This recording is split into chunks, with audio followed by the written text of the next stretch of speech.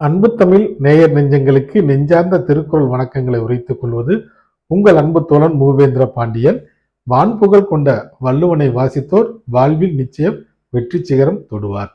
நாளொரு திருக்குறள் வரிசைக்காக இன்றைய தினம் பொருட்பாலின் 48வது அதிகாரமாக உள்ள வலியறிதல் என்ற அதிகார தலைப்பின் கீழ் அமையப்பெற்ற 474வது திருக்குறளை இன்று நாம் காணப்போகின்றோம்.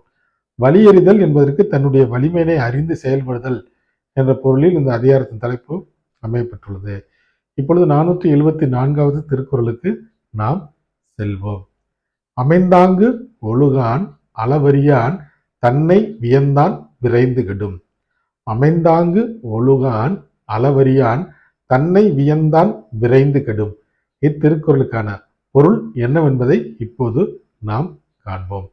தன்னோடு சேர்ந்தவர்களோடு ஒத்துப்போகாமலும் தன்னுடைய வலிமையினை நன்கு அறியாமலும் எப்பொழுதும் தன்னை பற்றியே வியந்து கொண்டிருப்பவன் நிச்சயம் விரைவாக கெட்டுவிடுவான் என்பது இத்திருக்குறளுக்கான பொருளாகும்.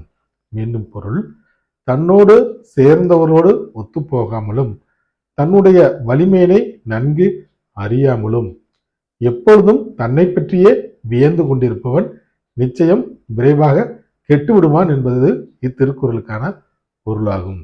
ஆம் தோழர்களே, எப்பொழுதும் நம்முடைய வலிமையினை அறிந்து செயல்பட்டால் நிச்சயம் வாழ்வில் வெற்றி கிட்டும். வாழ்க தமிழ், வளர்க தமிழ்நாடு. நன்றி, வணக்கம்.